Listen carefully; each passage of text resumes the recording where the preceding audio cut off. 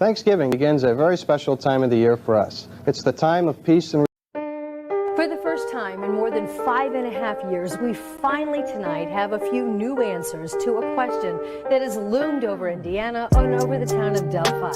Who killed Abby Williams and Libby Gervais? From the end of the bridge to, you got to go through.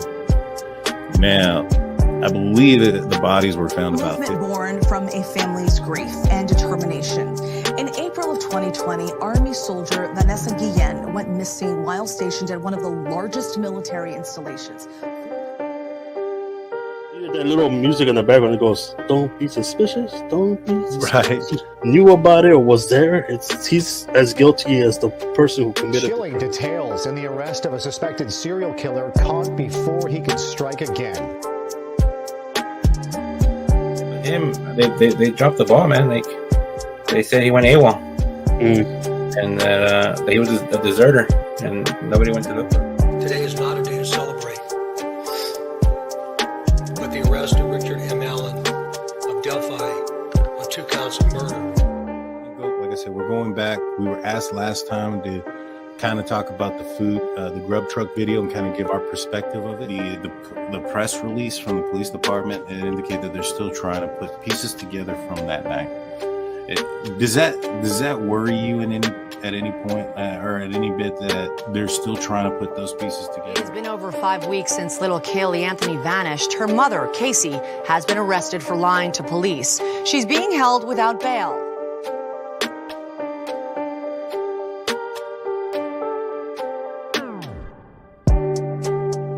Hey, greetings from the year 3000. It still sucks.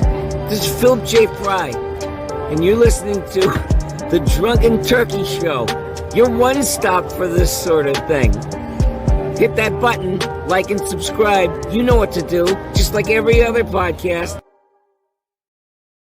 What is up, everybody? Welcome back to The Drunk Turkey Show. I'm your host, Daniel J.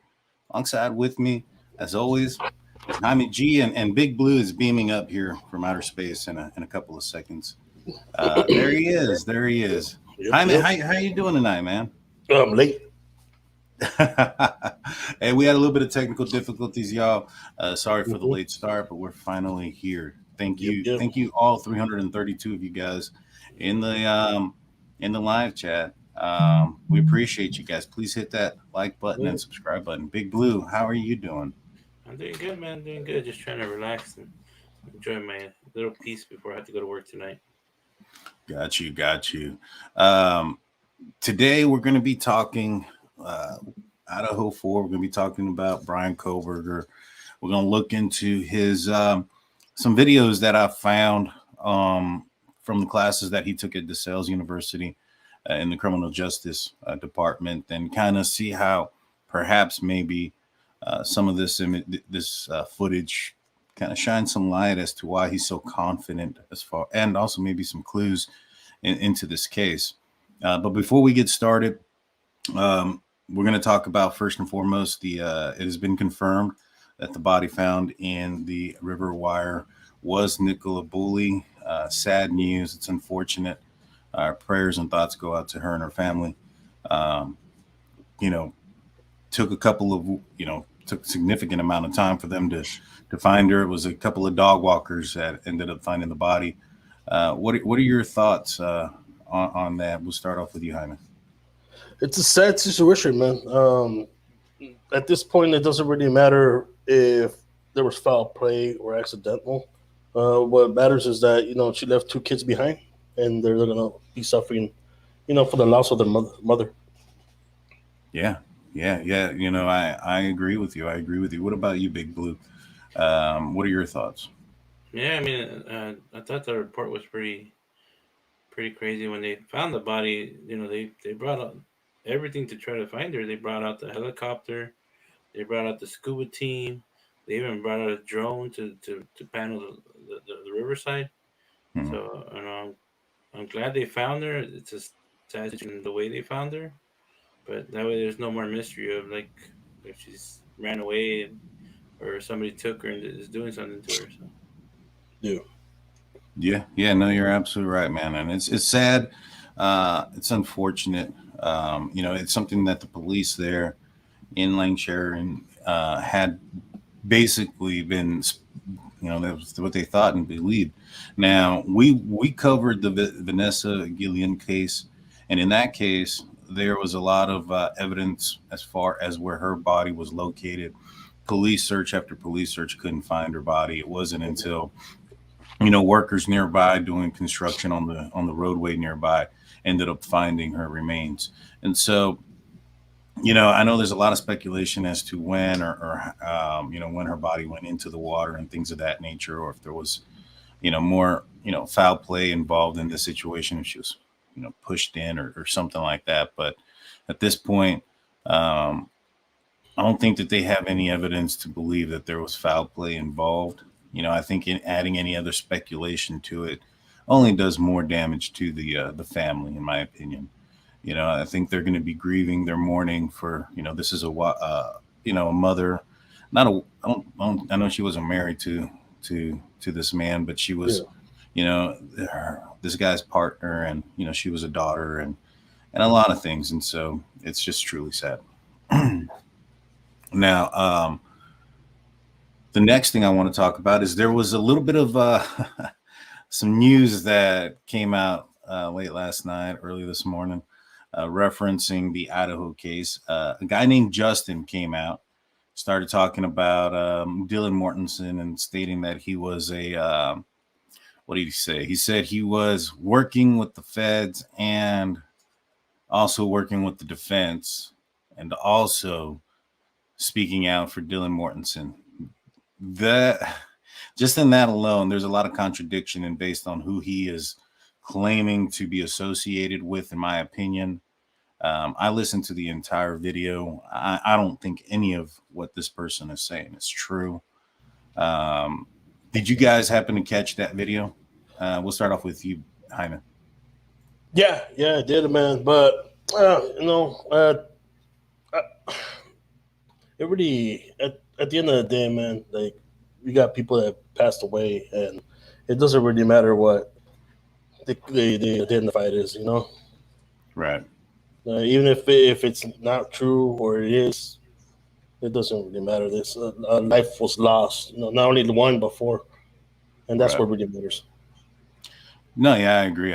I just find that this person spreading this information is, I know a lot of folks are afraid to touch the conversation, but at the end, this guy claimed that everybody in the house was homosexual, including Ethan, and that Ethan and Xana were each other's cover.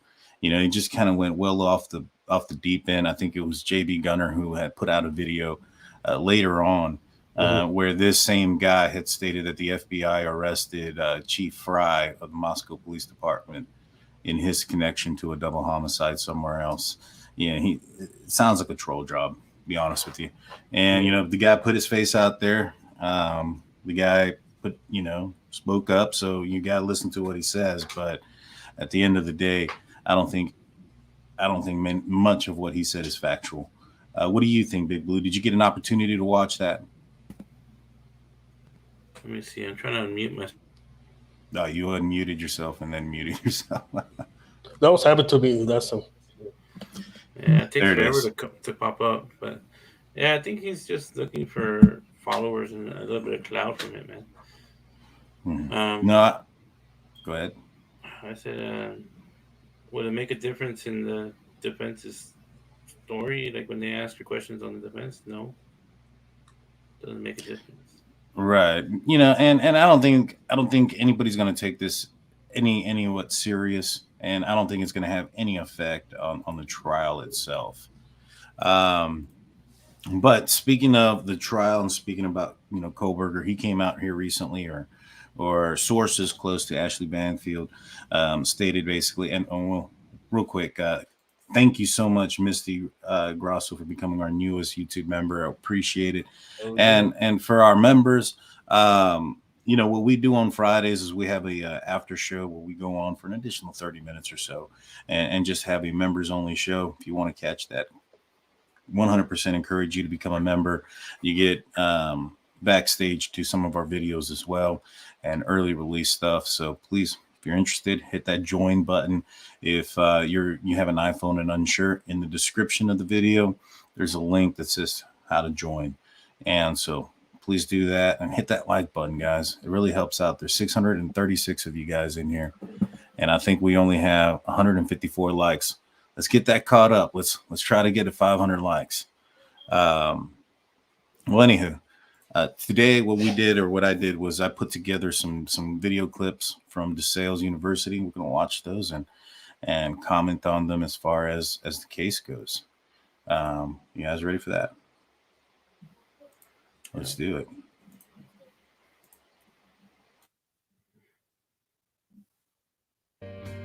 DeSales gave me the tools to figure out who I can be and who I want to be. And I think that if I was in a different situation, maybe at a different college, I don't necessarily know that I would have had those same opportunities. So I'm certainly grateful for that. The criminal justice program here actually has a number of specific tracks that are designed depending on the student's interest.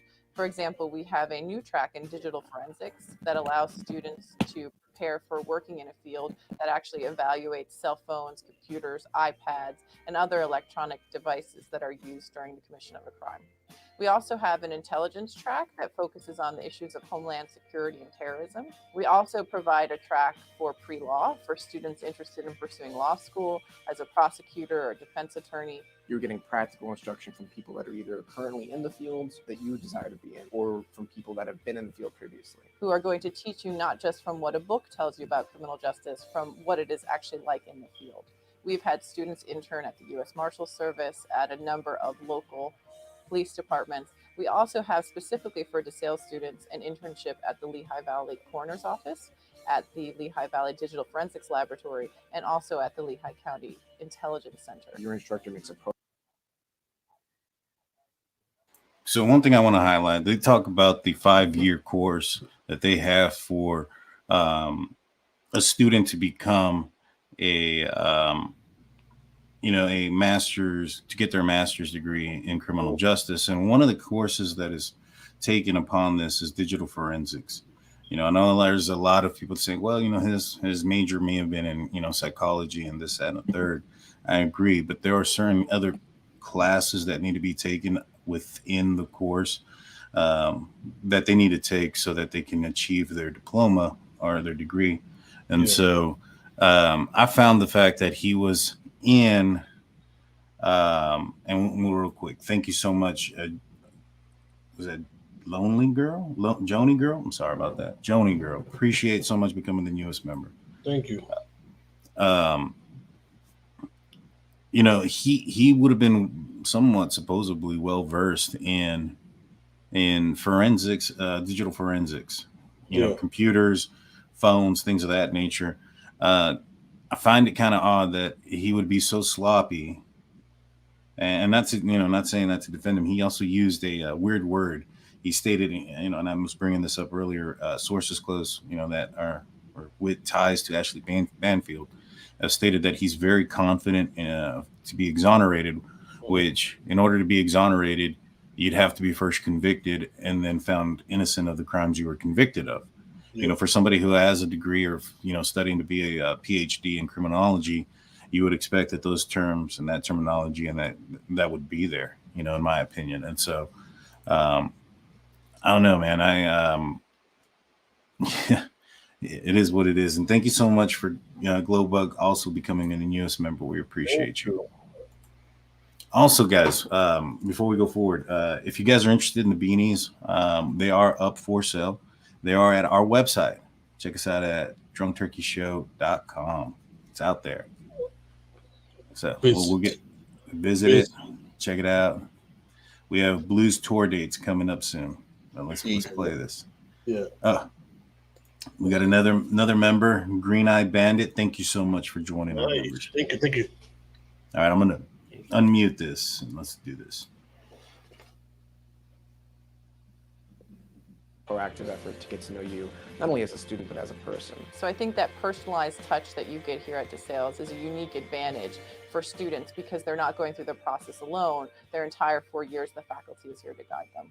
We have a unique program available where a student can get their undergraduate degree in criminal justice and their master's degree in criminal justice in just 5 years. Students essentially are able to save both time and money by getting several graduate courses completed with their undergraduate degree and their undergraduate tuition. We have students that go on to federal agencies like the Secret Service or Customs and Border Patrol. We also have students who are interested in local and state law enforcement, like the state police or local police, or people who want to work with children in the children and youth services. So really they have their option of jobs at either the local, state, or federal level. And I believe our degree prepares them for a successful career at any of those levels. One of the biggest mottos or sayings in the school is, be who you are and be that well. And I think that both the undergraduate and graduate programs allow you to discover what you're good at. Not something that you're not something that you think you'd like to be, but figure out where your center is, figure out who you are as a person, as a student, and then take that and make yourself the best at being that person.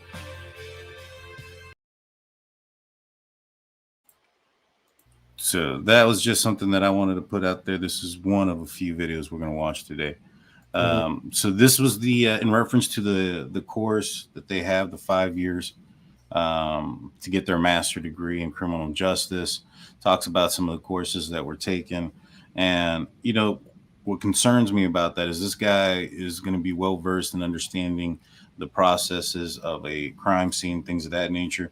But what he doesn't understand is it doesn't matter what you learn in a classroom, being there in real life, mistakes be made. And, he's very confident. He thinks that he's going to be found innocent of this. I don't know. What do you guys think? Do you guys think that he, too many mistakes were made for somebody with this type of information? I mean, is this kind of concern you that maybe they got the right guy or wrong guy? What do you all think? We'll start off with you, Big Blue. Am I on mic 30? Yeah. You never went muted.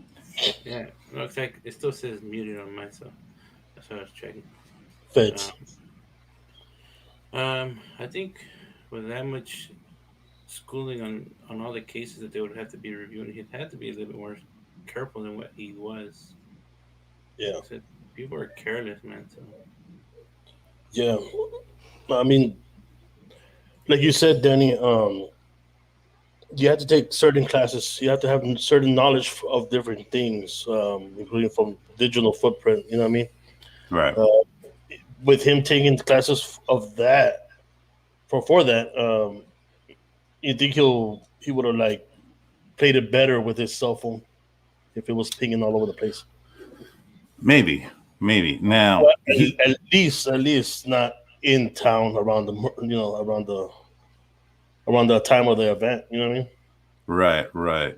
Well, that's the thing. During the time of the event, he turned his phone off, so it didn't show him in town. And when it did come back on, it showed him way south of town.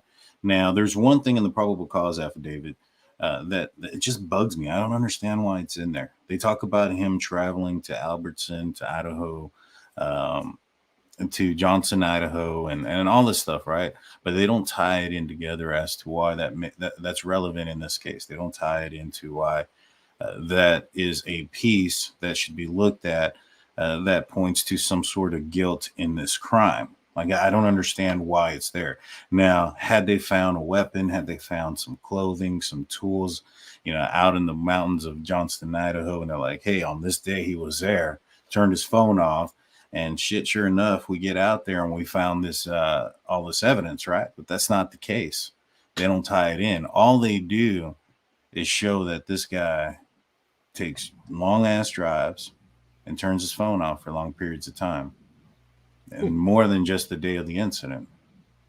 So it shows a pattern, right? Because that's the first thing, what the defense is going to want to do. The prosecution is going to want to do first and foremost is going to try to figure out, what they should do is if there's a pattern of this person acting in this way before, does he take long trips with his phone off, before and after this incident occurred?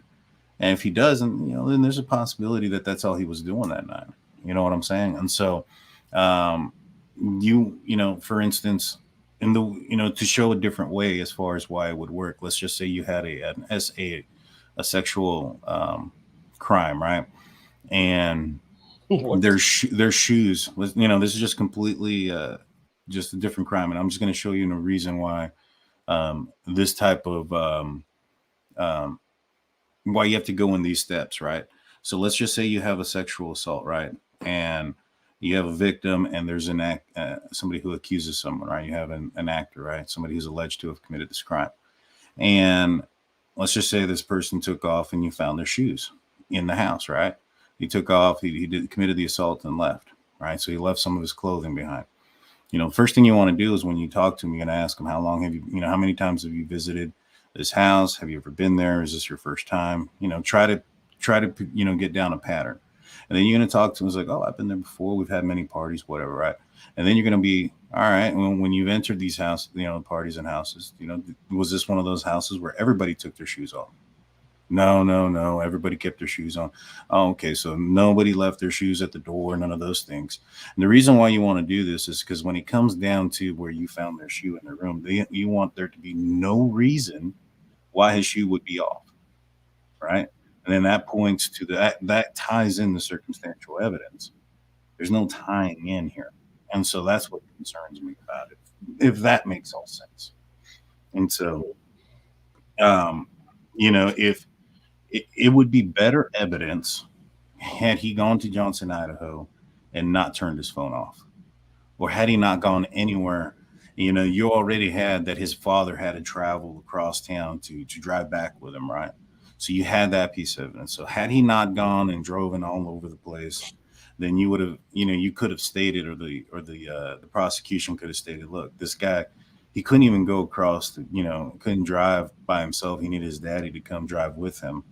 This is some behavior that's different. It's unexpected behavior. You get what I'm saying? And I don't think that's what they're doing in this situation. So I hope that makes any sense. Yeah, well, I think the digital footprint, and there was other mistakes done by him. You know what I mean? Mm-hmm. Or by the perpetrator, because obviously it's innocent until proven guilty, right? Right. I'm going to play this in the background. I'm not going to have the noise on just so we can watch it, though. But at the same time, so this is just a clip from DeSales about the. This is more like some highlights of what they've done there. And right here, as you can see, they've constructed a scene. You can tell, you see that they're wearing, stuff to make sure that they don't leave their DNA behind, right? So they won't contaminate. Exactly. They are trying not to contaminate. So he's aware of how easy and how, to leave DNA. And one question that I had that kind of points to Kohberger is the search warrant. When they searched his house and the items that they recovered, one was a Walmart bag, a Walmart receipt, a Marshall's receipt, and a Dickies tag. Yeah. Now, they wouldn't pick up those items unless they were relative to the case, right? Like, for instance, if there was some bubble gum and two sodas on that Walmart receipt, that there's nothing, unless they found the bubble gum, wrapper at that yard, then there would be no point in taking that, right? Yeah. Especially when they went through his whole apartment from all the items that was in there, they picked a couple of items. Just tells you that those items have something to do with the case. Right. Exactly. And so what is it that we know of this crime that would lead us to believe that there might be something on those receipts? So the Walmart one, the Dickies tag, that might be some type of coveralls or overalls similar to what these folks are wearing right here. Right. That way, so that he doesn't discreet any of hair, things of that nature. But what else? Maybe a backpack? Because there's one thing that bothered me about this case is the fact that there was only one bloody footprint in that house. Why? Why don't you? I feel like there would be a lot of transfer in and out of that house, right? Exactly. That's why in the beginning of this case, when we heard, well, not the beginning, but when we heard about the footprint itself, it's like, why there? Why not everywhere else where the the crime was committed. It's weird, very weird. And maybe it was brought up that maybe he was wearing covers, and then they finally got soaked through, Right. and then they left the impression. But even that, they would leave footprints, not real detailed footprints, but Right. some sort of footprint somewhere around the crime scene. And for it to be just one, and then the whole house it's crazy to think that nowhere else he left those at. Right, exactly. And so for me to think this, I'm thinking he had a bag with him. He had a backpack, and I think that was what was on one of those receipts.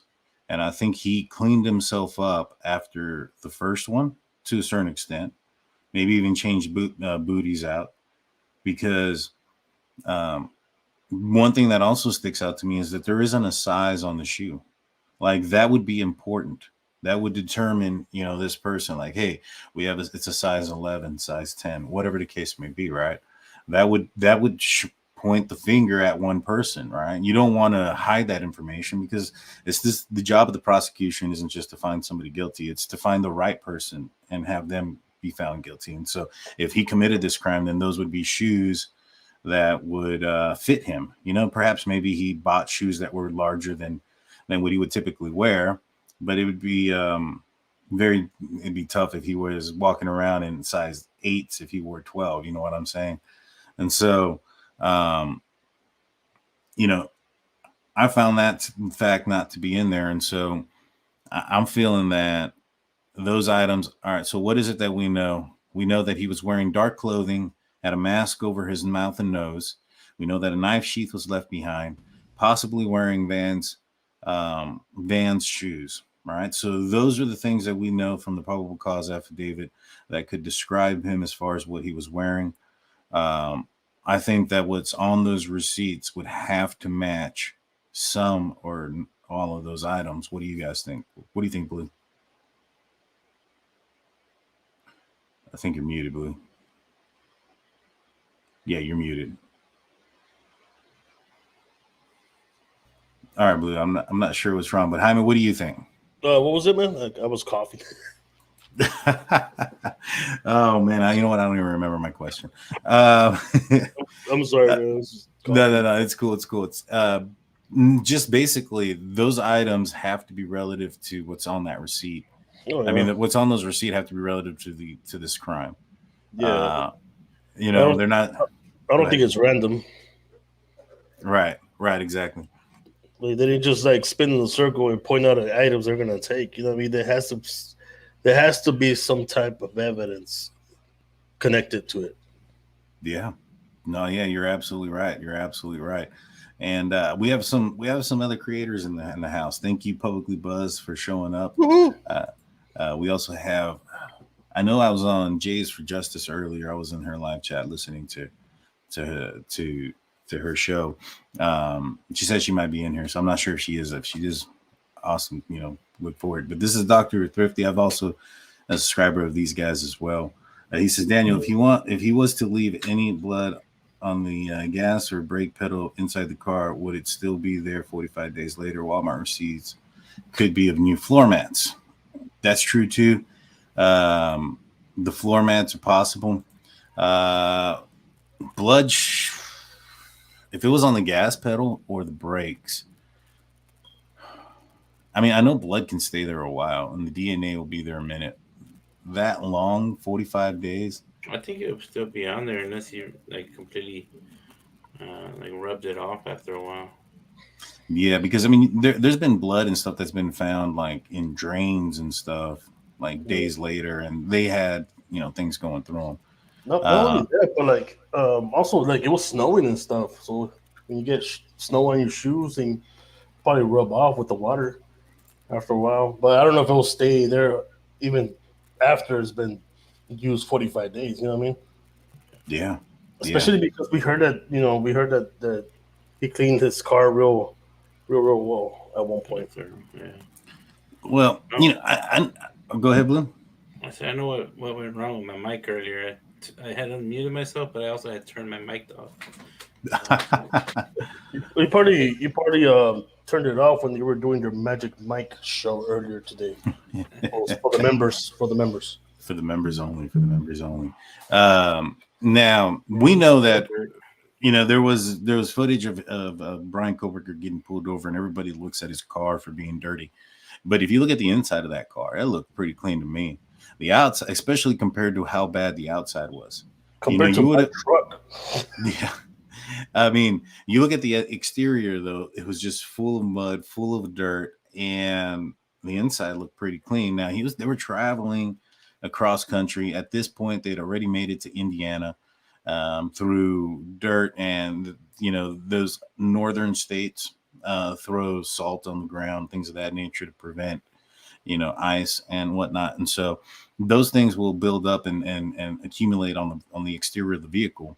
So I'm not surprised that during that drive that it got dirty. I'm more surprised at how clean the interior looked. And, things that bother me about this case is that, like, they saw him throwing trash away, things of that nature, right? But none of the trash that they found had any evidence of cleaning supplies being cleaned with things. That would be a huge circumstantial piece of evidence to say, we found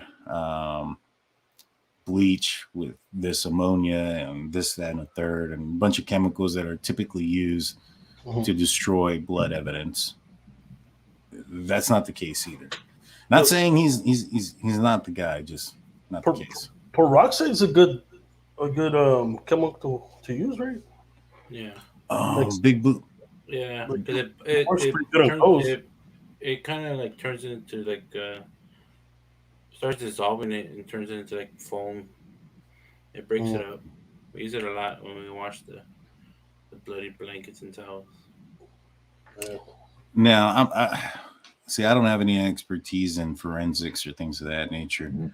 I don't know if you would, Blue. Do you know that if somebody used bleach or peroxide on blood, would it still not be able to be pulled up through black light or amino black, things of that nature?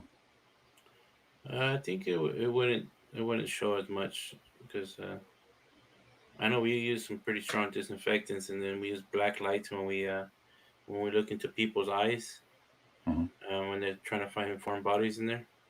And I don't see blood splatter all over the room when I'm shining the black light in there. So, well, you have to spray luminol or something like that. I think that's what it's called, on top of it first. And so, yeah. Black light itself won't bring it up. There's a spray, I think it's called luminol, and what it does is when it comes in contact with like blood, semen, fluids, things of that type of nature, it'll brighten it up under a black light. There it is. Luminol. Somebody put on there that I'm a doctor. I'm not a doctor, no. I just work with doctors. He works with them. He played one on TV. We have 1,000 people in the live chat and only 369 likes. What's going on there, man? Let's get that over 500. Come on, y'all. Let's see. But let's watch this video real quick. And it's a short one. This one's also from DeSales on. This one's gonna have the volume on, so if you guys can mute. All right, got it. Credit card. There was 4 purchases on his credit card that he didn't do the transaction, so we traced the IP address, and we believe that it's a classic case of identity theft here. Put the siren on.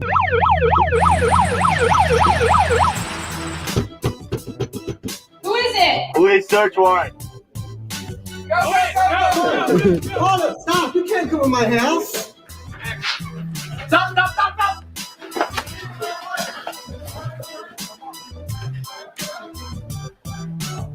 We're here because we traced the IP to your house, and we're trying to get to the bottom of where these purchases came from.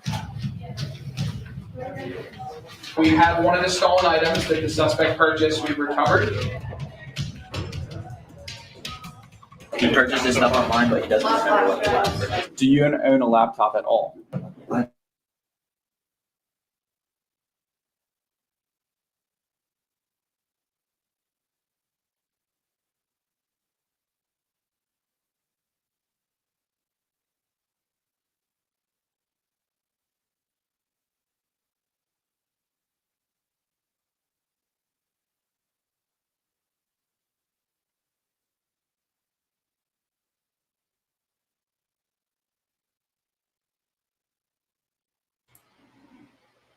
So I believe the only reason I wanted to bring that up is that, these guys go through different circumstances, things of that nature.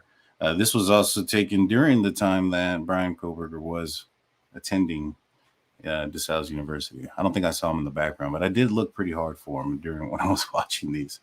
I got one more for you guys, and then we'll talk about this next one more importantly, especially for you, Jaime, and then we'll take some phone calls. So don't go anywhere, y'all. Oh, we got a new member. Thank you so much. I appreciate that. Mikey S. Thank you for joining. Thank you. I saw footage that never been released regarding the immaculate deception. The ball ricocheted off of Fuqua's helmet. Hey, Danny, I was gonna ask you, hey, did they ever reach out to you for that hat? Oh, yes. We did get reached out for the hat. Unfortunately for Queen of the People, and she was okay with it. We're going to send her a sticker.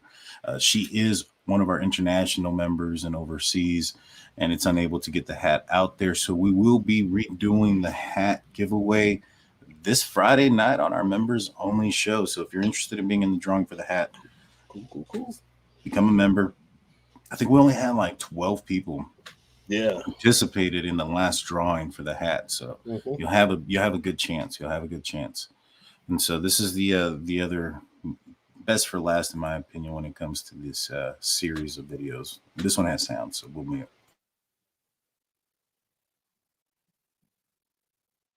Tonight is the DeSales Forensic Forum in its 15th year.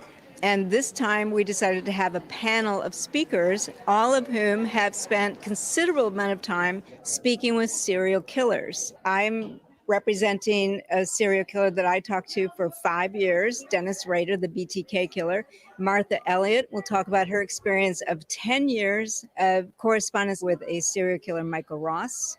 And Tony Mioli will talk about the many serial killers he has talked with, and he also has clips from some of his interviews that he will be playing here. When we started the Forensic Forum, we had an idea of making it a community event. So we wanted students to be able to see world-renowned speakers in the field of forensics, but also we wanted the community to come in.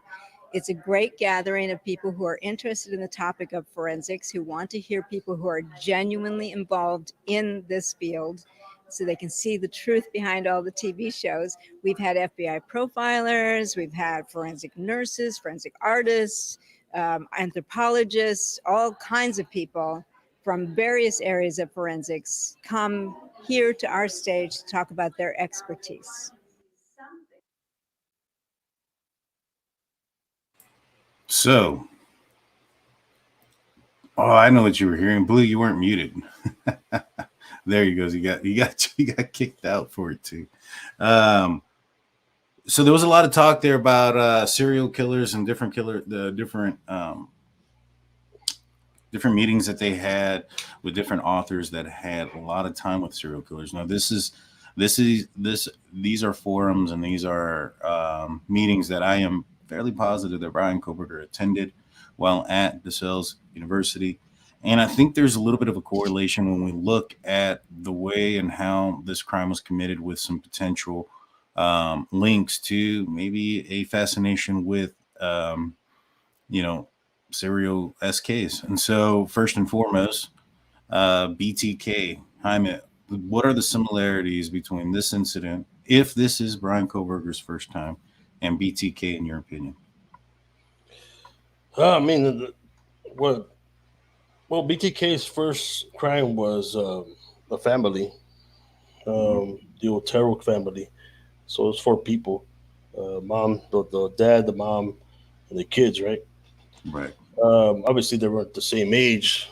They weren't the same age as the ones, the people from Idaho, the kids from Idaho, but that had the same similarities. More, I think they started around the same time too, around the same age. I want to say that BTK started around 27, 28. I want to say that. Right. And I believe Kohberger's 28, 28. Right? Mm-hmm. 28. I mean, obviously, SKs, they always have these kind of fantasies since the beginning, like earlier in age, and they usually start after they move out and they're on their own. You know what I mean? Right. Because they have like so many restrictions while they're still either living with under somebody's supervision. Right. But they always have these fantasies. I don't know. At this point, we don't have enough evidence on Bryan Kohberger or his his past history. We do on SKs now. We do. We have their history of what they went through, what kind of trauma, what triggers them. Maybe later on in the future, if it does come out, his history with his mental health, Bryan Kohberger's mental health, his trauma, past traumas. I mean, even it comes down to even head injuries. For sure. Yeah. Then we can make a better profile to see if he could have been, if not caught, he could have done more crimes like these. Right. And thank you, Mikey S, for the $2 Knut bucks. That's what we're gonna call them. Super chat here for the GOAT, 100%, and things of that nature. I heard there's a drinking game based on me saying that. You're muted. What? There's a drinking game that I've heard where people consume alcohol when I say things of that nature. There should be one. There should be one on me when I say, you know what I'm saying? You know what I'm saying? And so, when it comes to Kohberger and it comes to this case, I found a lot of similarities. BTK, like you mentioned, the same age. The fact that there was 4 victims in both situations on the first time. To me, BTK called his subjects projects, and so to me, this sort of feels like, given his history and his criminology classes, that he's trying to fulfill something that he's not understanding based on his inability to have not committed the crime, right? And then you have, so I feel very much that this is some kind of like project to him as well. Then you have serial killers such as Ted Bundy, who also hit a sorority house, right? Yeah. In Florida, I believe. In Florida, but he also started off in Washington, so there's some similarities there. Now, a lot of folks have been talking about, and this is where we're going to go a little bit down into the, this is a little bit down the rabbit hole, y'all. So this is going to be a trigger warning. This is speculation, 100% right. So there's been a lot of talk about a co-defendant and an informant, right? There's some, we talked to Murder Sheet not too long ago where Kevin Greenlee, he's an attorney. We were asking him about the co-defendant, and he mentioned some terminology that was in there, and then apparently the state doesn't have to divulge anybody that they don't plan on using in court. And I asked the attorney Kevin Greenlee if that verbiage would be used if the person that they had as an informant or whatnot is no longer here, if this person has been deceased. Not going down any rabbit holes or not, but he did mention, that would be the case. And so that sparked up a lot of things like, whoa, can there or is there a co-defendant in this case? We have a poll going on right now. Did Bryan Kohberger act alone? 44% say yes. That's huge. 47% say no, that they believe somebody else was involved, and 10% think that Kohberger is innocent. Whoa. We have over 1,000 people in the chat. We've had over 3,100 people come through at this point and have participated in this poll. So this is not a 30-person poll. Yeah, that's down the middle almost, man. Yeah, no, you're right. And, that just kind of, that concerns me a little bit. And, we don't have all the evidence. We don't know everything that the police have. And I'm sure they have a lot more. But when they use certain terminology they do certain things, certain stuff comes out, it makes you question. Now, put 1 for yes, 2 for no. Should we go down the rabbit hole as far as if there's a possibility of a co-defendant, who might be those co-defendants? Put 1 for yeah, put 2 for no. If yeah, we'll talk about the usual suspects and how they might be involved. And if not, we'll start taking phone calls. So we'll leave it put it into the live chat. And so a lot of ones. Yeah, a lot of ones. All right, so what's it called? What I was thinking about right now, and when you asked me about BTK and Brian, if Brian's the one who did it, right. another similarity is that in both crimes there were like close contact crimes. Mhm. I mean, he didn't shoot anyone. They're face to face, kind of more personal, and that's exactly what BTK would do. Is more personal. I mean, he used strangulation most of the time, right? Right.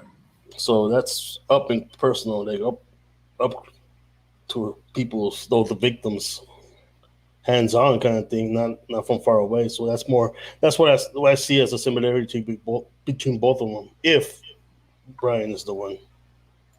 Got you. Yeah. No, you're absolutely right. I mean, there's so many similarities, and to me, it feels like he's just copying and maybe even fascinated with this case and with serial killers in general.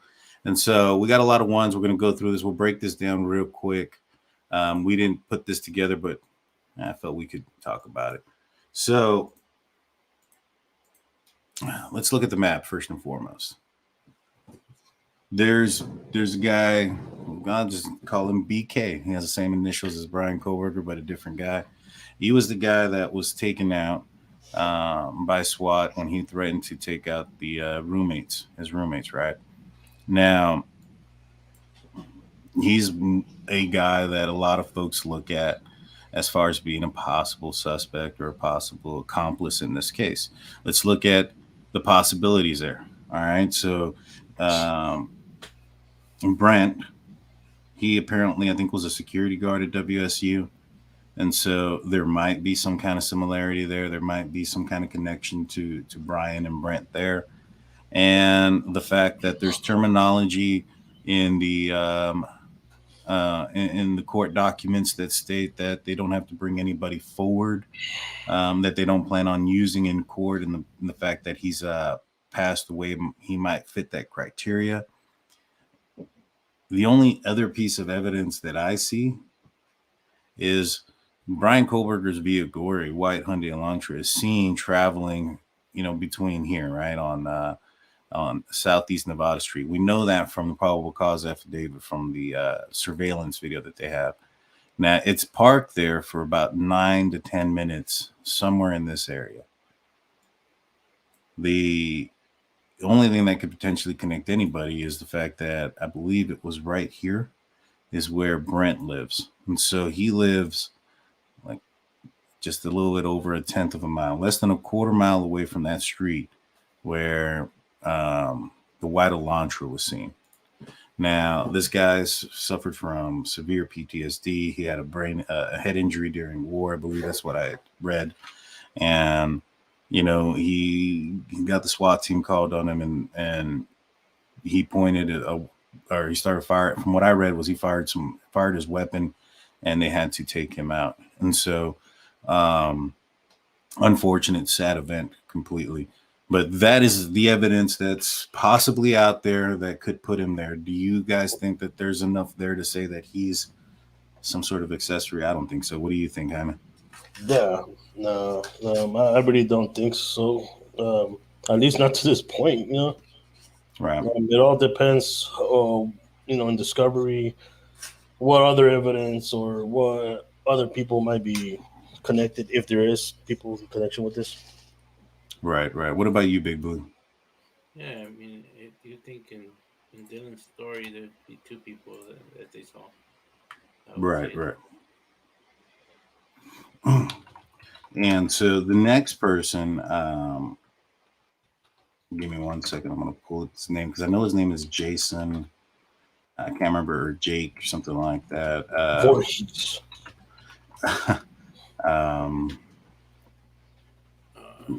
But there was another guy. He's the guy who he had stabbed his wife, or he was attempting to stab his wife. He stabbed himself, right? And he ended up going to jail. He was He had been convicted of murder in the past. Only served like 2 years, and then got probation, which is weird on that. He lives in this trailer park down here south. He lives very close. He lives in this trailer park south of where the victim's house was on King Road, in the same direction that the Elantra would have been traveling to get to, when it was seen heading southbound out of the neighborhood. He's another guy that's come up as a possible suspect. This guy is a convicted felon. He is a guy that was convicted of a violent crime. He may be a guy that may have taken the survey that Bryan Kohberger put out. Now, Bryan Kohberger has been a guy that has been stated to have be chatty, things of that nature, try to make friends. Maybe he made a friend with the wrong guy. But outside of the fact that this guy has a history, has committed a crime, a heinous crime, he shot and killed somebody. He did turn a knife on himself and threaten his wife with it. Do you guys see him as being a possible connection? We'll start off with you, Big Blue. Turn up the mic a little bit because they say they can't hear me. I think he's more of a possibility than the first guy. I think he had a violent crime history, and looks like he has an alcoholic problem. Maybe he has a drug problem. We don't know, but maybe that's another connection that him and Bryan had. And this is all speculation, guys. So. Yes, 100% speculation. We're just talking about it. What do you think, Jaime? I think what Blue said about his past criminal history, it kind of tends you to point you in that direction, especially when the other people don't have that serious criminal backgrounds. It kind of wants to it wants to push it in that direction. But I mean, he does have more. I guess you can say he has some unfortunate experience with that kind of crime. I guess you know what I mean. Mm-hmm. But I don't know, man. It's like if I was to say if he was part of it or had a connection, I would have to say no. Yeah, I think so. You guys, just kind of speaking with yourselves, do you guys think that he did it on his own, or do you think there's a possibility that it was someone else? I want to say, in my opinion, he did it by himself. Mm-hmm. Mm-hmm. There were no other footprints. There was. There weren't hardly any footprints. Yeah, I know.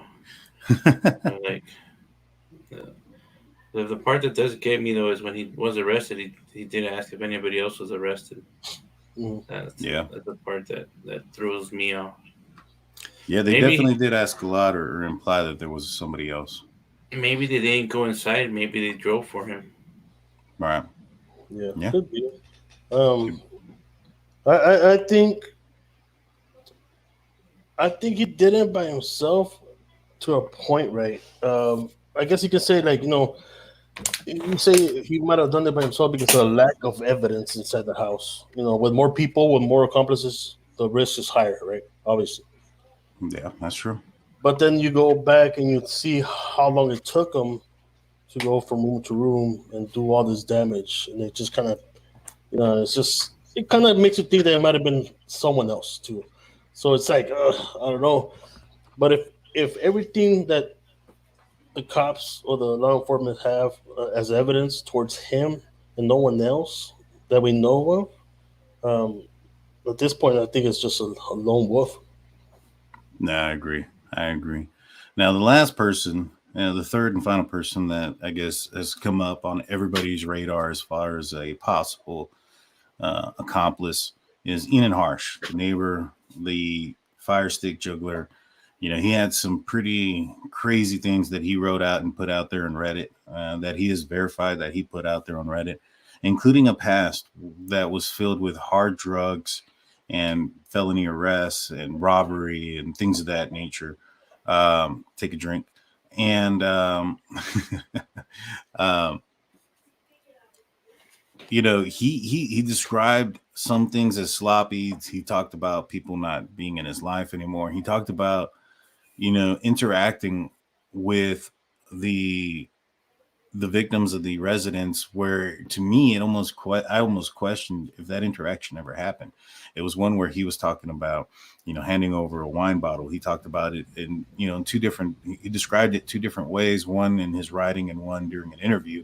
Mm-hmm. He talked about handing it over, you know, when he saw them outside, and he talked about other circumstances revolving around it, that the story changed regardless of what it was. I can't remember off the top of my head, but the story changed, and it made me believe that he was just making it up, that maybe perhaps it was just something in his head.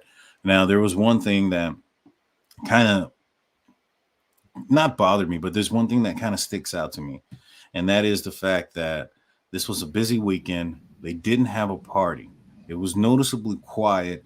Enan Harsh and other neighbors had came forward and said that it was noticeably quiet that night, right? Mm-hmm. And, you know, this was the last home game for the Vandals. I think a lot of people would have expected there to be a party there that night, or a lot of parties that night. In fact, they had a saying, win or lose, there's always booze. And so this was a party town. How did Bryan Kohberger know when he knew that there was it was clear to go on that time and that day? You know what I'm saying? That there wasn't a party going on at that time. Maybe because somebody that lives close told him, you know, but outside of that, I'm not seeing a lot there to put him there. What do you guys think? We'll start off with you, Jaime. No, man. I remember that story. The story that he said that he was throwing away a wine bottle or something, and he offered it to the victims, right? And they took it. You know, it's hard to believe that somebody just out of the freaking shadows comes out and asks them if they want some wine, and they accepted it. You know, yeah, it's kind of weird. And I don't see him interacting with the victims. You know what I mean? I think he was probably trying to inject himself into the story, you know, and maybe benefit out of it, maybe. Yeah, it definitely seemed that way. He talked about his YouTube channel, and he's talked about, you know, him going forward with teaching people how to fire stick and this, that, and the third. And so, yeah, it did look like maybe perhaps he was trying to get his 5 minutes of fame. Mm-hmm. But he did definitely interject himself into the investigation. And so what we're going to do now is we're going to open up the phone lines. I'm about to turn off the do not disturb.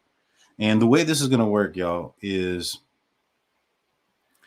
well, first and foremost, Jaime and Blue will be able to hear you guys. Y'all, you know, the callers will not be able to hear Jaime and Blue. So when you do call in, leave us your question or your statement, where they're going to put the phone back on do not disturb and hang up. And then me, Jaime, and Blue are going to discuss the statement and or question, and then we'll open up the phone lines again. We're going to do this on every single one of them. That way we have a brief conversation about what is said. And so phone lines are now open. Please, if you guys are wanting to call in, the phone number is 726-202-4054. Then the phone lines are open. And so you also don't forget about that case that we wanted to tell everybody about. Thank you so much, Blue. Appreciate you. Appreciate you. Yep. Let me pull that up here in a second. Thank you so much for that. And so we got we had one of our viewers reach out to us and inform us about a current missing woman case out of Clinton, Arkansas. Chelsea Woods. She's been missing for a little bit, since August of 2022. If you guys have seen her or have any information about this, please contact your local authorities. There's some suspicious circumstances around her disappearance. 5 foot 380 pounds, brown hair, brown eyes. This is her. If you have any tips or whatnot, please contact your local authorities. If you don't want to contact them and you don't trust police and want to contact us, we'll do it for you. No problem. Email us. How old is she? Oh man, I know I saw it earlier. Let me see. I have the actual picture. Let me see.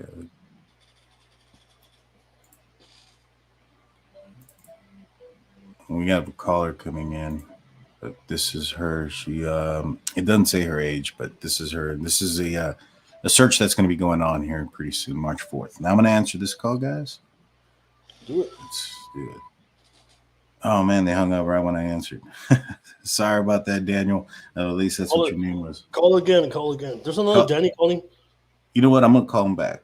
Yeah, this is the second time we do this. Oh, it's busy. They're probably calling us back. I'll let you call us back. There it is. There it is. Daniel. Welcome to the Drunk Turkey Show. Oh, snap. They hung up on me. We got another one coming in. Oh, snap. Welcome to the Drunk Turkey Show. This is Daniel. Hi, Daniel. Who am I speaking with? My name is Sierra. How's it going, Sierra? What are your thoughts and theories on the case? Okay, so I just think that it's super suspicious that Enon wanted all the attention on him in the beginning.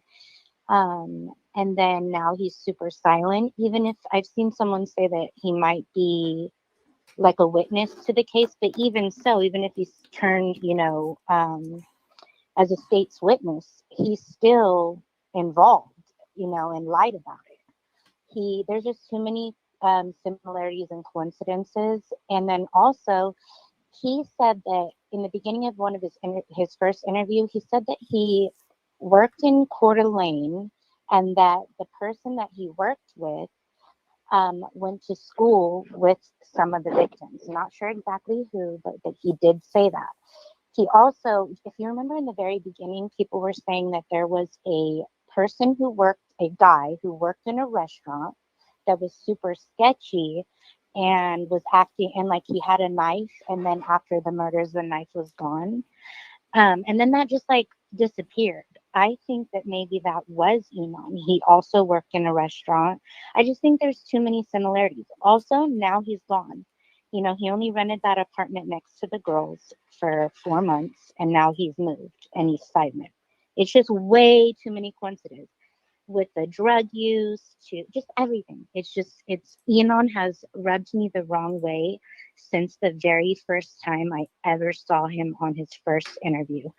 And every post has rubbed me the wrong way. And I'm not going to get into much detail, but I can tell you, as a victim of, something incredibly violent in the past, I have this intuition that this picks. I'm very skeptical of people, and I feel like now I've been blessed with this gift that tells me, hey, that person's bad because of what happened to me prior. I'm super aware of my, surroundings and how I read other people. And he is just all the way around made me sick.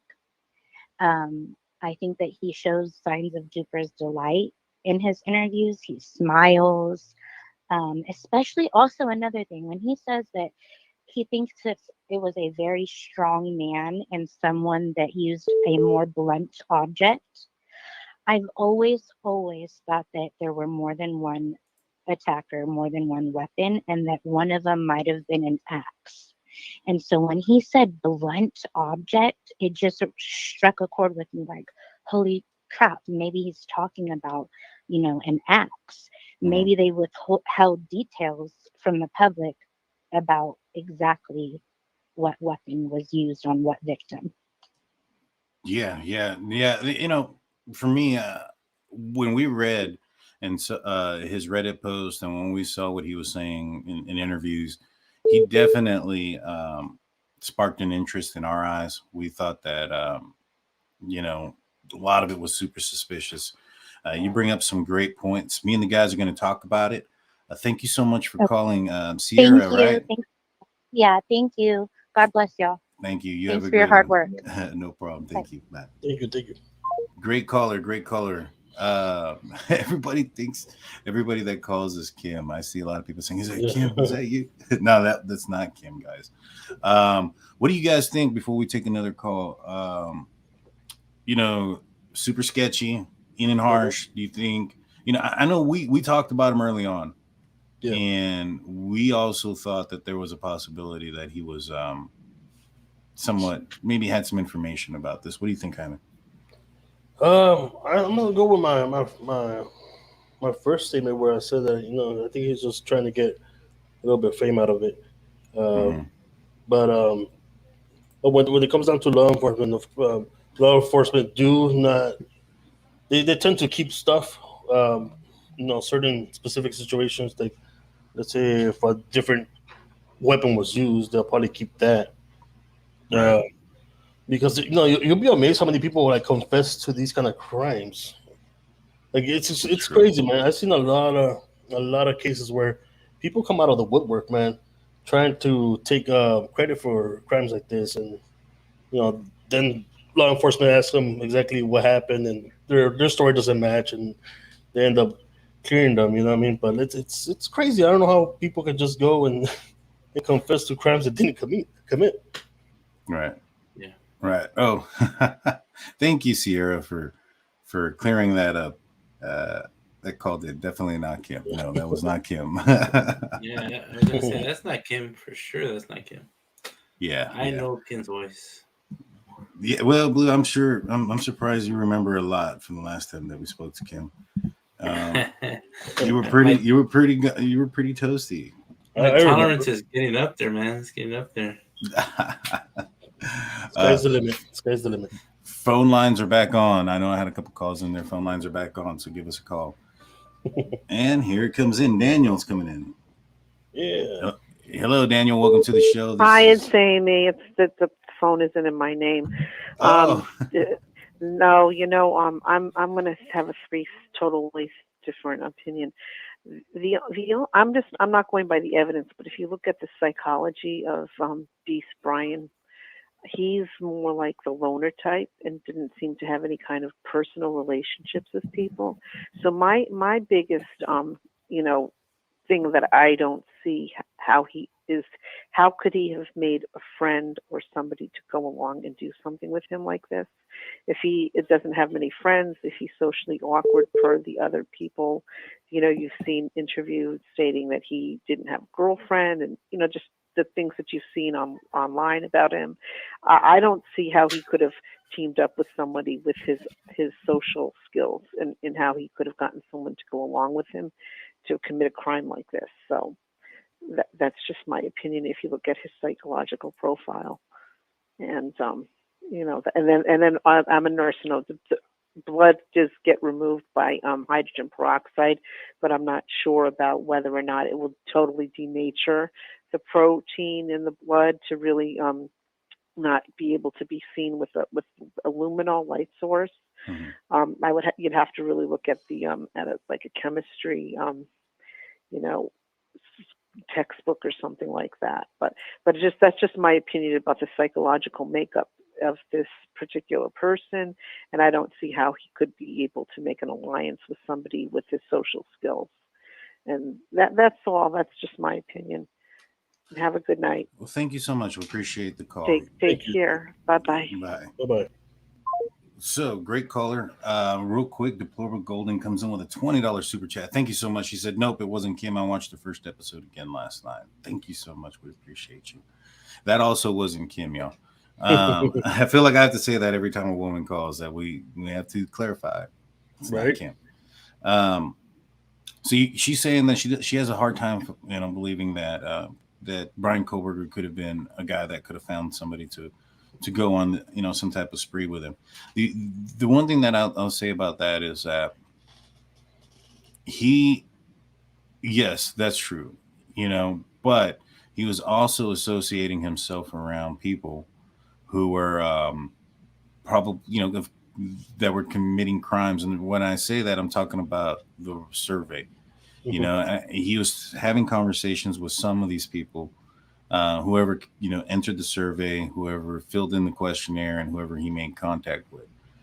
Is it possible that he came in contact with somebody who committed, you know, that was on this survey, who committed a violent crime, who also has, you know, social awkward skills, things of that nature? Another drink. And, you know, maybe perhaps they became a friend, the friend in the wrong place, possibly. I mean, I don't know. It could be. I mean, you got take for example Charles Ang and Leonard Lake. You know, I mean, they met over a personal ad, and they became SKs. They you know, unalived a lot of people in Cali, Lake Tahoe, around Lake Tahoe. You know, and they met, and they did horrible things to their victims. So, and then this is just one example. There's there's couples that, you know, married couples, you know, that done things together. So him finding someone with the same, you know, fantasies or same urges in this crime, it's not out of the question. You know what I mean? Yeah, exactly. You bring up some fascinating, great points in that, you know, and he was putting himself out there on Reddit forums to be in contact with people like that. You know what I'm saying? I mean, he was seeking out people that committed crimes so that he can understand what it was that they were feeling during the commission of those crimes. And so you're absolutely right. You're absolutely right. I'm gonna turn the phones back on, and we'll probably do this for another, 15 minutes or so, 20 minutes. Big Blue had to go to work, y'all, so he did get kicked off again, but he is also going to work. Phone lines are open, so whenever you guys are ready. I know we had a couple missed calls. I apologize for those. I don't know about you, man, but I'm pretty sure the chat wouldn't mind Blue leaving his camera on while he changes into his work clothes. I'm sure. That's for the members only, though. Members only. So yeah, Big Blue, he's a good guy. He's got to go to work. He's got to take care of business. He works the night shift at a hospital. So I'm not going to mention which one because we don't want anybody showing up and harassing him. I don't think they'll. Well, maybe they might not harass him, but convince him. Big Blue, you're my boy, Blue. What is there? Oh, and we also have a new segment that we're going to be deploying out here in a little bit later on before the end of the show as well, that we're going to be ending our shows on. So I'm excited to pull that out as well. Let's see. The phone lines are open. Make sure, not on Do Not Disturb. So we'll take a couple more calls. But I think that, for the most part, I want to say that this is a one-man show. But the other thing that bothers me, this is what really bothers me. There's a lot of shit that bothers me in this case. I look at Richard Allen's case, and there's not that much shit that bothers me in that one. But this one, there is. There's a lack of scratches, scars, things of that nature. There's a lot of people that came in contact with him shortly after this incident. Right? You're talking about his students. You're talking about a doctor's office. You're talking about a barber that have cut his hair. All pretty soon after this incident had occurred. And nobody comes forward saying that they saw scratches on his face or neck, arms, none of those things. I think the only thing they did mention was that he was acting a little bit, I guess, erratic at some point. They said that his behavior changed. Like a little, kind of changed from what it was common to see him as, right? Right. And the reason being is, so they said that he was being very tough and on grading, and then he changed. It was very easy. And he was a hard, like a weird person and just very tough, right? But, and this is where people look at this like, oh, we have an angle. We're looking at he got fired from his TA job. He was under pressure. That's what made him commit this issue. Yeah, I mean, maybe. If I was his defense team, what I'm going to say is and point at is that he did not change. He didn't get fired until after the incident. He was under review. Apparently, he was changing his attitude and changing something, because in that letter it stated that the one that was released from Ashley Banfield and News Nation on his termination was that shortly after the commission of the crimes that they had told him that they've seen improvement in his behavior. So there's an answer to why he was acting that way, and it's pretty rational to me. He was being tough. They told him to line up, so he changed it around. Now, is it just coincidence that happened around the time of the incident? Maybe. They had that meeting with him on November 2nd, 3rd, somewhere around there. So it was before the incident. And then the follow-up wasn't until December 7th or 9th. And so that was afterwards. Yeah. Right? Yeah. And so, like I said, just it's one of those things that I feel there's some questions there. It bothers me. I don't like things that bother me. I don't like loose ends, so to speak. I like to, say, hey, you know what? This guy's traveling from this direction. Why? Oh, he was over here discarding evidence, picking up somebody, picking up a weapon, whatever the case may be. Mm-hmm. You know what I'm saying? I don't like the fact that he's traveling from east to west when Pullman, Washington is west of Moscow. Why is he traveling from that direction? That bothers me. The other question, similar to Richard Allen and his travels too. But we have another caller coming in. Let's answer that. Welcome to the Drunk Turkey Show. You're live on air. Who are we speaking with? Nate. Hey, Nate. How's it going? What are your thoughts and theories on the case? I'm doing good. So I had a couple thoughts, theories. First of all, I think the two chicks that were alive have way more to do with it than they're letting on. Because for number one, the second, Bethany, I think she was the second female, they're basically saying nothing about. And then the first one, supposedly is now an eyewitness. I heard another theory, possibly that Dylan's father had a place in Utah that happened to be close by the route, or was on the route that Bryan took to go to Pennsylvania, like the roundabout route. So I thought that was kind of interesting. Of all the places in the United States for a dad to have a business who happened to be in a city that Bryan Kohberger went through on his way to Pennsylvania on a 6-hour, roundabout way. But I think drugs have something to do with it, because I think it's kind of dumb to overlook the fact that, at least two, I thought it was three, but definitively two of the mothers of these victims were unfortunately facing felony, misdemeanor and felony drug charges. And I think that's a big deal, especially with some of the first reporting. I tend to believe more on Bryan than some of the stuff that's coming out now.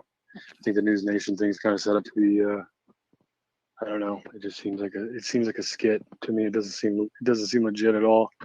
But yeah, I don't know. I think some of the early stuff about him, used to be on drugs and all that. I think there's got to be something more to that. But it's definitely a weird case, and I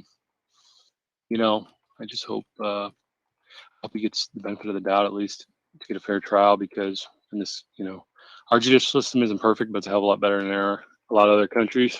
And yeah, we got to preserve that constitution in our constitution, No, yeah, for sure, 100%. Yeah, now that's come up quite a bit, as far as the drug aspect and the possibility of that being a situation that plays a role in this case. I appreciate your call. thank you so much. We're going to comment and we're going to talk about your comment. Yeah, one last thing I wanted to add real quick is so I'm a fireman, and I go on to some app. It's called like Broadcastify, and you can pull up like 911 stuff. And I noticed that they took off Latah County. I don't know when, but I went back on the Wayback Machine, and prior to the murders, it was still on there. So they pulled the entire county's 911 feed off of Broadcastify, so you can't stream any of it now. And the other thing is, every single person I know, like any murder that we go to, even as a fireman, like the police have to document our name, everything. Like anybody who steps inside. Matter of fact, like not very long after this happened, we had a murder happen actually right across the street from our fire station. And when we responded to it, one of the guys actually put 1 foot inside the door, and so automatically the cops are like, okay, we got to get. Yeah, and all for their reports. So if there was anybody in there, or I mean, all these other people, hopefully that'll all come out, these other friends or whatever. So anyway, thanks, fellas. You guys do an awesome job. So take it easy. Thank you so much. And thank you for your service as well. Deployable Golden says that as well. Thank you. Thank you. All right, let me put this on Do Not Disturb. Sorry, I muted him. I had a cough, and I'm about to mute myself again. Oh, yeah. Cough it up, baby. And man, I got an itch in my throat. All right, so you made it so easy for a comment there, man. No, man, I stepped in it. But so he's saying that there's a possibility of drugs going on. Let's talk about that real quick. So me personally, my opinion on it are that there's two things can be right at the same time. There could be drugs that have been in that house that have been used by some of the persons that are reside or visited that home throughout any period of time, and it not be related directly. And so what I'm saying is, I personally, I don't think this was a drug deal gone bad. I think that if drugs played a role potentially, and maybe perhaps, like, I mean, we saw how these kids acted when it came to alcohol, right? You know, there was the body cam footage during the parties. These kids wouldn't answer the door to the police. They were very hesitant to talk, things like that. And so you almost said it. I almost said it. Almost made everybody drink again. And with that being said, that's another one that I'd probably drink on. I feel that, is it possible that there was drugs in there? Maybe that was the reason why the cops weren't called right away. And those drugs that were in the house had nothing to do with the murders. Possible. You know what I'm saying? I personally don't think it's a drug deal gone bad, because there would be some type of evidence trail to point in that direction. You know, like for instance, the meetup, the buy, things in the past that would lead you to believe that Kohberger visited that area for drugs. Now, Enan Harsh talks significantly about the drugs that he's taken and done. Is it possible that maybe perhaps he's facilitated or been around, and Bryan Kohberger's been in that area because of Enan Harsh and possible drug use or sell in that area? Yeah, I mean, it came out very early on that area, not that house, but that area was known to be in an area where you can score some drugs. You know what I'm saying? Yeah. And so I think it's quite possible. We'll take one more call. If anybody wants to call in, the phone lines are open again. A college without drugs or alcohol is not a college at all. No, man, that's, well, I was gonna say that's basic training of the military, but then I was like, wait, never mind. It's not accurate either. No, but you know what I'm saying? Like, you know, you're gonna, you know, colleges are, you know, known for people to experience, you know, different things. So it wouldn't be out of the question to say there was drugs there. You know what I mean? Right. But saying that it was probably the reason that this went down, I don't think I will put my money on that. Yeah, I mean, I wouldn't. Is it possible though? Yeah, it's possible. Is it plausible? Yes. I don't know. I mean, the focus point, when I read, there was a U.S. Airmail article that came out, and we'll go over that later on this week. But it kind of points the direction that this was more of a social stalking type of thing. That Bryan Kohberger slid into slid into the DMs a couple of times to one of the victims that lived in the house. He was following all three of the girls whose lives were taken. And so it seems like that's the aspect that they're going with. This is a virtual type of thing. We have that last call coming in. Let's answer this real quick. Welcome to the Drunk Turkey Show. You're live on the air. Who are you speaking with? Hello? Hello? I'm sorry, can you hear me? Oh, there you are. Yes. How's it going? Yes, this is Amy. How are you? How's it going, Amy? I'm doing well. What are your thoughts and theories on the case? Okay, so first off, I was thinking this kind of around the same thing that you were. Is there drugs possibly involved? Could be, but I don't think that it has anything in like a drug deal gone bad or they owed anybody money or anything like that. I'm thinking that more along the lines of maybe Dylan just was really, maybe she had taken some ecstasy that night. And that's, I mean, if you think about it, it takes a good 7 to 8 hours for that to completely get out of your system, and so that you're not feeling that effect anymore. And maybe that's why she waited so long to call, because she was afraid if she called while she was messed up that she would get in trouble. I don't know why. I mean, as people, we would think, not being in that situation, that we would call, but we're not in that, or hopefully we haven't been in a situation like that. So I don't know, but I was thinking that if it does have anything to do with drugs, it would be more along the lines of something like that.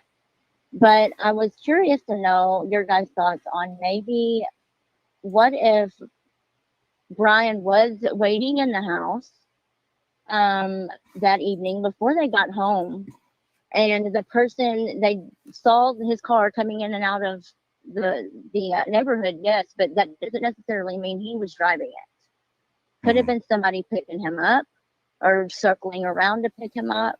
He could have been taken over there earlier during the evening by a totally different vehicle. I mean, there's just a lot that we still don't know yet, and I have a feeling that a lot's going to come out in the trial, and when it does, we're all going to be shocked and blown away. Sounds good. Thank you so much for your call. We're gonna conversate, and we're gonna comment on your call and on your questions. I appreciate you. Thank you for coming on. Thank you. Thank you. All right, you have a good one. Bye-bye. Great call. That's going to do it for us on the calls. We're going to talk about this one. First and foremost, let's talk about the theory. Let's talk about what we think went down as far as why it took so long for police to be called. And, she said maybe perhaps Dylan was on drugs that didn't wear off for a few hours. What are your thoughts first and foremost on why it took so long to call police and why police weren't called first? Oh man. I think, well, to start off, I don't think she was involved. I just think she didn't act right. Like she didn't go straight to the police, or she didn't call the police or whatever. But also like the fact, that she did hear a commotion, maybe talking, but not the whole struggling for life, like fighting for your life kind of deal, commotion. Like it throws everything off at the same time, you know what I mean? But I think it's just the fact that you expect her, as personally, I would say like, I would have called the police if I heard something, right? Right. But like, we weren't in her shoes too, you know what I mean? At that point, we don't know how we would act in her shoes. So I don't think she's not involved in the crime itself, but I do think that she did act kind of weird. She didn't act right for it. Right. Yeah, and I mean, here's some real evidence that's in the probable cause that kind of defends Dylan's actions that night. There was audio 50 feet away from Xana's bedroom that picked up whimpering, picked up a thud, but didn't pick up screams or yells, things like that. So it doesn't sound like this attack, there was a lot of screaming, which you would assume based on at least Dylan's story that there was two people awake. Yeah. You would assume there would be that, but there's audio that proves that that wasn't there, right? Or at least to our knowledge. Yeah. I'm still on the belief that she didn't know what was going on. She heard the noise. She got up. You know, Ashley Banfield stated that, you know, they had a source that said that she yelled at them to keep it down. Mhm. You know, I think that startled Bryan Kohberger. Like, oh, snap, somebody's here. You know, I think he was aware of how far, you know, that residence was from the police station. Yeah. And, you know, about how much time he had to go. I don't think he probably realized he didn't have enough time to take care of Dylan. You know, he had to get out of there. Somebody was awake. And so I think that my theory is she heard the commotion, she yelled, she saw this guy just walk out. She didn't assume that this guy committed a crime, but, you know, wearing a mask, all dark clothing could be, you know, scare her. So she begins to call everybody. That was something that Ashley Banfield, or not Ashley Banfield, that was something that Ethan's sister-in-law put out there that supposedly was verified through Reddit or something like that. And she came out before the probable cause that apparently Dylan had called all of the persons in the house, you know, before calling anybody else. My assumption is that Bethany picked up the phone, and that gave her some sort of false security that night as to what had occurred, right? Like, all right, maybe it was just somebody walking around. And so she goes to sleep. She wakes up the next morning. She smells the smell that everybody else talks about, starts calling people. Nobody's answering again. She's afraid of what she saw. So she calls her neighbor, and Ethan's best friend, Hunter Johnson, comes over, goes upstairs, sees what's happening, is yelling. Perhaps maybe Dylan's already a little bit paranoid, like, oh my God, I saw somebody last night in the house. Da da da. Hunter he gets scared. Like, what do you mean somebody was in the house? Mhm. Calls Ethan, he doesn't answer, takes off in a rush over to the house, leaves his phone behind, runs upstairs, finds, you know, sees what he sees, and then he yells for Dylan to call 911, and that's how the story ends up going. You know, that's my theory on this case up to this point. Yeah. What do you think about that? I think, like, even if she did call the neighbor, which was it Hunter? Right. It's kind of weird that he used her phone to call 911. That is weird. I would have, you know, and the reason why I suspect that he didn't, and the only thing that I can kind of put two and two together is that maybe he had to have had some sort of news that alarmed him to get there fast that made him forget his phone behind. Yeah. Yeah, that's true. I mean, we all forget our phones sometimes. But most of the time we have them on. Yeah. Well, I mean, this is also 11 in the morning, so who's to say that this guy's like completely dressed? He might be wearing some basketball shorts that don't have pockets, things of that nature. Sunday Take morning, a drink. too. Sunday morning glory. And so, yeah, for sure. And so that's my theory on it. We have a new segment that we're going to be rolling out, y'all. And it's called, well, let's just bring it up. Beware. They lurk everywhere. You can't hide. It's time for a little DAC. It's Drunk Turkey Show Dumbass Criminals. So we're going to be talking about some dumbass criminals. We have a segment we call DAC, D-A-C, Dumbass Criminals. And this is how we're going to be ending our live shows every day. If you guys have insight on any dumbass criminals or any stories, please send them over to us at our drunkturkeyshow@gmail.com. And we'll talk about those situations. Our first dumbass criminal is Nelson Walker. He is a Dolphins fan, wears a Dolphins jersey everywhere he goes, but he should be wearing a paper bag over his head because Walker, 40, and his friend James A. Hanna, 49, were arrested after they were caught stealing jerseys and hats, putting them in their pants at Dolphins Stadium And then this dumbass ends up showing up to court in a Dolphins jersey. What do you think about that, man? What do you think about this guy? I think that's hella funny, man. I don't know if he did it on purpose or not, but that's just funny as hell. Oh yeah, dude. There's a lot of funny crimes and a lot of things like that come out. Mainly, a lot of them come out of Florida.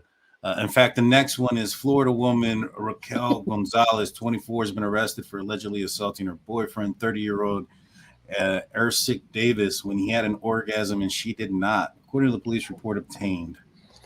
You can't blame him. Man. Shit. There's a lot of guys that would be assaulted if this ends up being the case. That's all I'm saying. It's insane. It's insane. We have another one. There's a lot of these that are coming out of Florida. I've noticed that. No offense to anybody that lives out in Florida. We're not picking on anybody out there. But we're not gonna say Florida anymore. We're gonna say Florida. So, Florida man tries to pawn stolen jewelry at store managed by woman whose home he just robbed. Wow. So some criminals are just dumb. Others are incredibly bad luck. 33-year-old Nathaniel Coleman of Immokalee, Florida. He pulled off what he seemed to be a successful home robbery and made off with thousands of dollars worth of jewelry, but then made the mistake of attempting to pawn off the stolen goods at the pawn shop in which the owner of the house managed. He was arrested and charged. Jeez, man. Imagine you like, man, are these my underwear? Same stains and everything. You know it, dude. It's insane, man. It's insane. We'll do one more. A Florida woman is in jail after on a battery rap for allegedly striking her boyfriend after. Oh man, this is another one. This is a 50-year-old woman with a 32-year-old boyfriend after he allegedly finished first and stopped pleasuring her during a mutual oral sex session later last night. The victim's home. Jenny Scott, 50, was booked into the Mattapony County lockup on misdemeanor charge stemming from a 11 p.m. encounter in the Palmetto bedroom of Gilberto De Leon, 32. Scott has dated De Leon for the last 5 years on and off. Deputies were summoned to Dylan's home by a witness who heard the couple arguing and saw Scott atop De Leon, punching and scratching him. She also alleged struck De Leon with a stick and threatened him with a wrench before the tool was taken away from her hands, according to witnesses. Man, that's insane, dude. That is insane. These people are insane. If you have any dumbass criminals or dumbass criminal stories, please email it to us at drunkturkeyshow@gmail.com. We would appreciate that. Thank you so much. Florida crime is at a 50-year all-time low. Maybe so, but these aren't current, right? These are some of them are. I think one of them was a couple of years back. Yeah, I don't know which ones. Yeah, so they're not completely current. These were the ones that we could find today. The new segment. Let us know what you think. Yeah, let us know what you think about it. Something we should continue to do. Something we should scratch. I think it's only going to get better with time, and with your help sending us these dumbass criminals, we'll be able to put this out there. With that being said, we're over an hour and 30 minutes. Jaime, do you have any last words or statements for everybody out there? Oh man, I just want to say, with the case of what's called Nicola Bully, yeah. Nicola Bully. It's a real sad situation. Even also the ones in Idaho, including Delphi, and there's other cases that we're going to look into. They're real, it's sad because these people are leaving people behind. They're suffering and they're trying to cope with it. And I just want to say, unfortunately, we're going to be here to cover all those. Because unfortunately, it kind of never stops. There's always bad people out there. But I just want to say that my condolences to all the families that were affected for that. For sure. Yeah, and I agree, man. That's a sad situation. I mean, a lot of the stuff that we talk about is a sad situation, and our thoughts and prayers just go out to the families. I couldn't imagine what any of these, these people are going through these hard times. And so it's just, it's unfortunate, and I think, when it comes to the bully case, it has to be investigated. They need to make sure that this was something that was an accident and not something more nefarious involved. But, if they're putting out there that that's what it seems to be or whatnot, we have to take their investigation for what it's worth. They don't have any footage of anybody going in there, around that time that would make them believe that there was foul play involved.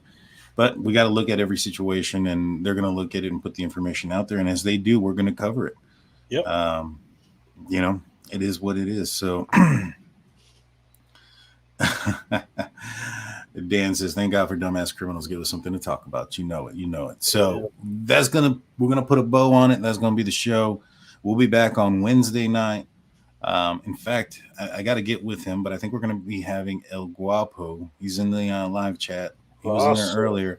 Yes, He's also a guy that he's one of our members. And so, he did some work on cell towers. We're going to be talking about those cell towers and how they reflect on this case.